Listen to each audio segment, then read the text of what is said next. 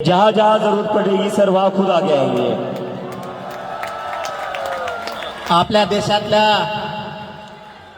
विद्यार्थ्यांना न्याय मिळावा म्हणून हे सरकार म्हणजे ज्या भाजपचं सरकार प्रत्येक वेळेस गोरगरीब लोकांच्या लेकरावरतीच जाणून बुजून अन्याय करत आहे। जर यापुढच्या काळात कधी सरकारकडून जर आता हल्ला विद्यार्थ्यांवरती करण्याचा प्रयोग जर सरकारने केला, यांचा महाराष्ट्रासह राज्यात फिरणं पूर्ण बंद होणार आणि यांचा माज उतरवल्याशिवाय आम्ही शांत बसणार नाही।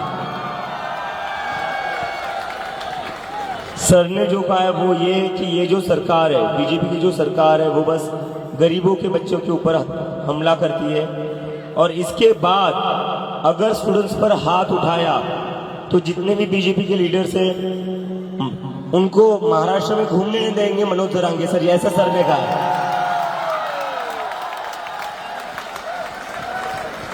अरे सगळं मेळच पांगायला, मी मराठीत बोलायलो ते हिंदी सांगायले, मला हिंदी येत नाही तेव्हाच प्रॉब्लेम आहे। अरे मग हिंदी जर बोललो ना तुमचं आहे ते ध्यानातून हिंदी जायची तुमच्या बी। नको व्हायला मला खरंच नाही बोलत। मी फक्त शेवटचं वाक्यात सांगतो,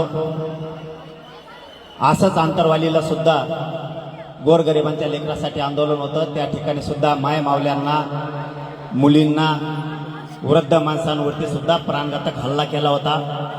या सरकारनं आमच्यावरतीही गोळ्या घातल्या होत्या। फक्त माझी सगळ्या विद्यार्थ्यांना एक विनंती राहील, तुम्ही ही जागा सोडू नका। आम्ही सगळा देश तुमच्या मागे आहे, तुम्ही तिकडे गेलात ना हे आंदोलन मोडून टाकते। शांततेच्या आंदोलनात एवढी ताकद आहे ते आम्ही सिद्ध करून दाखवलंय। आम्ही सुद्धा तुमच्या सोबत आहेत, ही जागा फक्त सोडू नका। सरकारला आपण निवडून दिलेलं आहे, आपण आपल्या मायबापांना यांना मतदान केलंय, आपल्या गावकऱ्यांनी यांना मतदान केलंय, आपल्या जिल्ह्यानं तालुक्यानं यांना मतदान केलंय, परंतु हेच आज आपल्या विद्यार्थ्यांवरती लेकरा बाळावरती उलटले।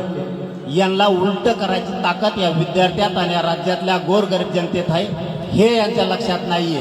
परंतु या पुढच्या काळात जर तुम्हाला कुठं धक्का लागला तर आम्ही सगळे तुमच्या सोबत आहेत, सोनमच्या सोबत आहेत, आपल्या अभिजित भैयांच्या सोबत आहेत, सगळा राज्य आणि देश तुमच्या पाठीशी एवढा शब्द देतो आणि थांबतो। धन्यवाद सगळ्यांना, जय शिव।